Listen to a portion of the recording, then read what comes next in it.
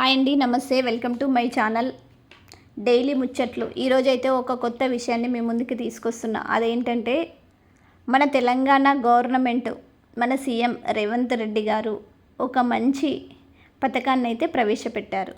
అదేంటి అంటే ఇంటర్ చదువుతున్నటువంటి విద్యార్థులందరికీ కూడా బ్రేక్ఫాస్ట్ పెట్టాలనేసి మన గవర్నమెంటు నిర్ణయం తీసుకుంది. అయితే ఇది ఎప్పటి నుంచి అమల్లోకి వస్తుంది అని అంటే జూన్ 12 నుంచి ఈ పథకం అమల్లోకి వస్తుంది. అయితే మరి ఈ బ్రేక్ఫాస్ట్లోకి ఏమేమి పెడతారు అని అంటే దోశ, పూరి, మిల్లెట్స్ ఇడ్లీ, బోండా, అలాగే చట్నీ, సాంబార్, ఇంకా మిక్స్డ్ వెజిటేబుల్స్ కర్రీ, ఇవన్నీ కూడా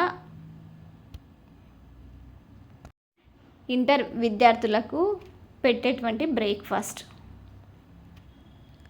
మరి ఈ పథకాన్ని ఎందుకు ప్రారంభించారు అని అంటే ఊర్లలో నుంచి కానీ తండాల నుంచి కానీ అంటే దూరం ఉన్న ప్రాంతాల నుంచి వచ్చేటువంటి విద్యార్థులందరూ కూడా మార్నింగ్ బ్రేక్ఫాస్ట్ చేయకుండా అలాగే వస్తురనేసి, దీనివల్ల వాళ్ళలో పోషకాహార లోపం ఏర్పడుతుంది అనేసి